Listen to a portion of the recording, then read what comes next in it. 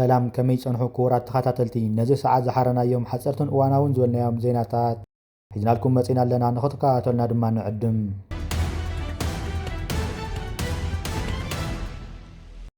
ሰራሕተኛታት ጋዜጣ ሪፖርተር ጋዜጠኛ ዮናስ አማረን ገዲም ጋዜጠኛ ዓብደል ሳልሚን መሐመድን ብዝተፈላለዩ ኣካላት ካብ ዝውሰዱ መዓልታት እኳ እንተቆፀሩ ሃለዋቶም ግን ክስካብ ሕጂ ከም ዘይተፈለጠ መሳርሕቶም ገሊፆም ንኣስታት ሓደ ሰሙን እንዳሃይ ዝጠፍአ ጋዜጠኛ ዓብደል ሳሚድ ፖሊስ ከኣስሮ እኳ ተራእዩ እንተነበረ ኣበይ ተኣሲሩ ከም ዘሎ ግን ኣይተፈለጠን ክስካብ ሕጂ ጠወቁ ይኹን ስድርኡ ክርእይዎ ድማ ኣይተፈቐደሎምን ኣብ ዝሓለፈ ረዊዕ ገጾም ዝተሸፈኑ ወታደራት ዩኒፎርም ዝተኸደኑ ዝመስሉን ሰባት ወሲዱ ዝተባህለ ጋዜጠኛ ሪፖርተር ድማ ኣበይ ከም ዘሎ ይኹን ብመን ከም ተወሰደ ብወግዕ ኣይተፈለጠን ዘሎ ክብል ዋና ሰነድ ኣታ ጋዜጣ ገሊጹ ብተወሳኺቶም ክልተ ጋዜጠኛታት ብሓይልታት ጸጥታ ተታሒዞም ወይ ናብ ቤት ፍርዲ ቀሪቦም እንተለዉ ዝተገለጸ ሓበሬታ ከም ዘየለ መሳርሕቶም ገሊጾም ንኣስታት 30 ዓመታት ጋዜጠኛ ኮይኑ ዝሰርሐ ዓብደል ሳሚድ ወረዲ ኣሃዱ ዝፍኖ መደባት ተራኽን ቀዳሜ ገበያን የዳሉ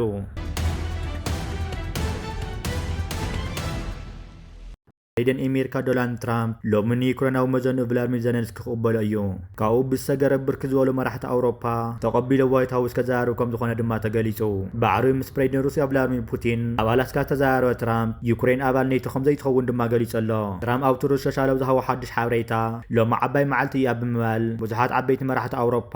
ምእንጋድ ድማ ዓብዪ ክብሪ ክኸውን እዩ ኢሉ ወሲኹ ድማ ዝሓለፈ ዓመት ካብ ዝምረፀት ሒዙ ኣሜሪካ ካብ ዝኾነ ቦታ ዓለም እታ ዝበለፀት ኮይና ኣላ ክብል ገሊጹ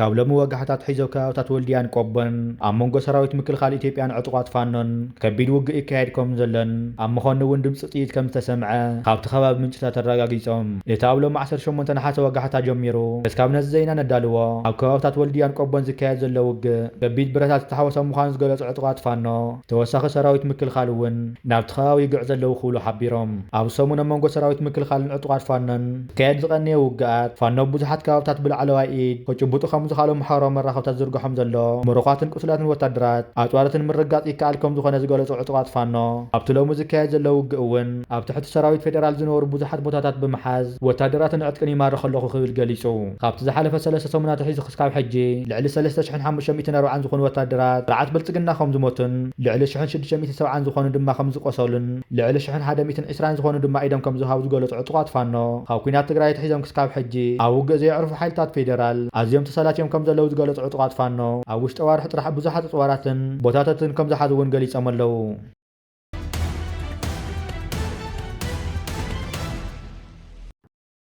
ካልእ ዜናና ድማ ካብ ዕለት 9 ነሓሰ 2025 ጀሚሩ ኣብ ቀጽሪ ኤክስፓ ክካየድ ዝጸንሐ ፌስቲቫል ኤርትራ 2025 ብዕለት 17 ነሓሰ ብወግዕ ተዓፅዩ ኣሎ ብመሰረት ተወዳዳሪ ኤክስፓ ዝቐረበ ፀብፃባት ድማ ኣብ ውሽጢ 9 መዓልትታት 400,000 ነጋዶ ዝተዓዘብዎ ምርኢት ዘዋታት ምርኢት ባዛር ምርኢት መሸጣን መጽሓፍቲ ምርኢት ፍርያት ትካላት ከምኡውን ሰሚናራት ስነ ጥበባውያን መሰናዶታት ዘጠቓለለ መደባት ከም ዝተኣናገደ ክፍለጥ ተኻኢሉ ኣብቲ ብስነ ጥበባዊ መሰናድኦ ዝደመቐ መዛዘም ስነ ስርዓት ንተሳተፍቲ ነብርክቶ ዝገበሩ ሽልማት ተዓዲሉ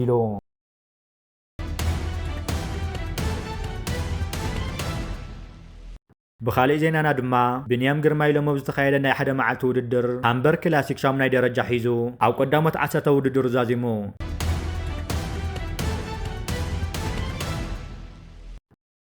ብኻልእ ዜናና ድማ ካብ የመን ተተኮሰ ሚሳኤል ኣብ ተላዩ እስራኤል ካብ ዝርከብ ምዕሩፎ ነፈርቲ ከም ዝዓለወ ተገሊጹ እቲ ዝተተኮሰ ሚሳኤል ኣብ በረራታት ዓብዪ ምዝንባዕ ዘስዕበ ኮይኑ ድሕርቲ ሚሳኤል ተፈጸመ መጥቃዕቲ ኣብ ከተማታት ማእኸላይ እስራኤልን ኢየሩሳሌምን ናይ መጠንቀቕታ ደወል ድማ ተሰሚዑ ኣሎ ብውሕዱ 9 ህግራውያን በረራታት ናብ ተለያዩ ዝኸዳ ዝነበራ ከዓልዋ ብዘይ ማእኸል ናብ ልዕሊ ማእኸላይ ባሕሪ ኣንፈተን ክቕይራ ከም ዝተገደዳ ንዕአን ዝከታተል ፈላይ 24 ሓቢሩ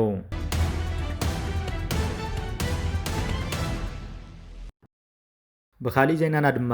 ሰራዊትን ሓይልታት ጸጥታ ሱዳን ሰባት ክስካብ ናብ ሞት ዘብጽሕ የሳቐዩን ሰባት ዝቐትልሉ ክፍልታት የዳለዉ ኣለዉ ክብል ሓደ ፍሉጥ ጉጅለ ተጣወቕቲ ሰብኣዊ መሰላት ሃገር ከሲሱ ጉጅለ ተጣወቕቲ ህዝቢ ጽዋን ኣብ ርእሰ ከተማ ካርቱም ብኣማይ ዝቑፀሩ ማእሰርቲ ከም ተሰናድኡ ሓቢሩ ኣብቲ ዝኸፍአ ኩነታት ገለ ዝተተሓዙ ሰባት ድሒሮም ብዘሳቐቕ ሞይቶም ከም ዝተረኸቡ መርቱዕታት ከም ዝረኸበ ድማ ገሊጹ ሰራዊት ሱዳን ኣብ መጋቢት እታ ከተማ ካብ ዳዕመ ሰሪዕ መንዚዑ ዳግማይ ተቆጻጸረ ኮይኑ ኣብዚ ዓሰርተታት ሽሓት ዝቐዘፈ ኩናት ሕድሕድ ኣንጻር ብጀነራል መሐመድ ሓምዳን ዳጋሎ ዝምራሕ ዕጡቕ ሓይሊ ይቃለስ الله سراوي سودان بزعازي فصمو له ዝተባሃለ ግፍዒ አመልኪቱ ትማልሶ ነዛጊድ ብዛዕባዚ መልሲ ይሃበን ጉጅለ ጠበቃታት ህጹጽ እዋን ኣብቲ ኩናት ብክልቲኦም ወገናት ዝተፈጸመ ግፍዕታት ሰኒዱ ይርከብ ጠበቃታት ህጹጽ ረድኤት ማሕበራዊ መራኸብታት ኣብ ኤክስ ዝሃብዎ መግለጺ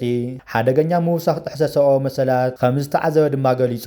ገለ እስራት ሃንደበት ተታሒዞም ኣብቲ ዓበይቲ መዳጎን ማእኸላት ከም ዝተወሰዱ ድማ ጉጅለ ይኸስስ እቲ ትካል ዕጫ ናይቶም ሰባት ዝተፈላለየ ምዃኑ ዝገልጽ ኮይኑ ገሊኦም ኣብ ሰብኣዊ ኩነታት ተኣሲሮም ይጸንሑ ገሊኦም መሰረታዊ ደረጃ ፍትሒ ዘየማልኡ ትካላት ጸጥታ ይፍረዱ ገሊኦም ድማ ኣብ ሕማቅ ኩነታት ጥዕና ምስ ወረዱ ይፍትሑ ይብል ኣብ ዝኸፍእ ኩነታት ድማ ገሊኦም ሞይቶም ይርከቡ ወይ ብሰንኪ ዝወረዶም ስቅያት ሞይቶም ይብል ውግዕ ሕድሕድ ስናን ካብ ዓለምና ሓደ ካብ ዝኸፍኡ ሰብኣዊ ቅልውላው ምዃኑ ሕቡራት ሃገራት ገሊጹ ኣሎ 12 ሚልዮን ሰባት መረበቶም ክለቁ ተገዲዶምን ኣብ ገለ ክፋላት ናይቲ ሃገር ዓፀዎ ክቲሉን ኣብ ዝሓለፈ ሰሙን ትካል ግብረ ሰናይ ሓኻይም ብዘይዶብ እዚ ኩነታት እቲ ሃገር ኣብ ዝሓለፈ መዓልትታት ሪኣቶ ብዘይትፈልጥ መጠን ሕማም ኬላራ ንክሰፍሕ ጠንቂ ከም ዝኾነ ገሊጹ ኣብዚ ዝሓለፈ ዓመት 100,000 ሰባት በቲ ሕማም ተለኺፎምን 2477 ድማ ከም ዝሞቱ ገሊጹ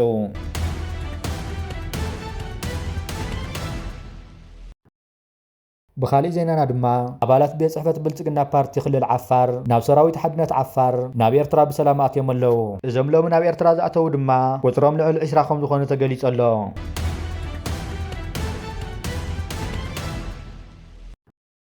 بخالي زينانا دما منكس السودان كان منكس إرترا زرخوم كتاو دقفات استفايل ناي مسالة دقفات زتقالو خينو ناب ندعم مسار إدونات تزاقيمم أو لعل بورت سودان لعل دبداب بمكيات أم معروفة نفرت تهاجر كي ترفا استفاد سامت قعدت زفترة خونتات يلا خاب نفرت خوينا السودان بإرترا عقوا خمس تجوا رئيس جلس إذا خمس عين دقف منكس إرترا منكس السودان قليل زي خونا قداس نتكم زلوا ورد أيو بخالو وجن دما نتصحف كنا دالو من قلز خونا ندما كسكاب حج وانا بميدات الزرارة وخين زلوا دقف كع إرترا خاب استفاد هاجرات السودان كم تحجز زملكت كوينو في الليل دما خاوتر كون إيران استبقى صدرانات بمنقد معروفة نفرت اسمها ربيلهم ناب السودان تلخ كم زلاز قول صبصبات كوات ومصنحهم كسكاب حج الزرارة وخين يركب أجنجي عنو في صباح المرة حبريتا قد مخل التوارح حبيلو زرقو حبريتا ناي تروكو فارق بارتين تخم اون ناي ايران ميجر درونات بمنقد اسم رابيلن ناو سودان كم زل اخذ قل صحف كل قاطاني حلو دحر تدعم مسالنا بورت سودان زكايدا صعق ناي درونات دبداب زحاتي لصن حمد كعت منقس السودان داغماي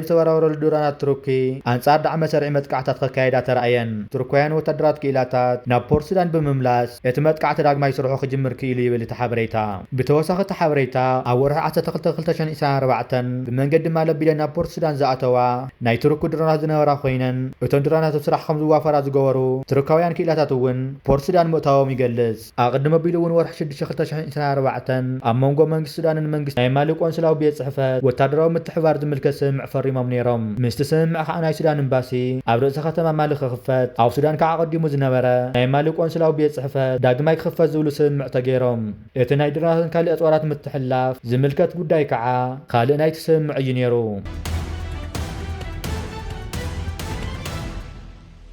زخوركم من زخوركم تخاتلتنا نص ساعه زحرنا يوم حصرتن وانا زولنا يوم زيناتا نتم كتكاتلوا مصناحوي مسل نيرم ابزغصلو بخالت حبريتات كسام نراخب سلامنا تمننا ببزلهم وسلامنا عاقم يكون سلام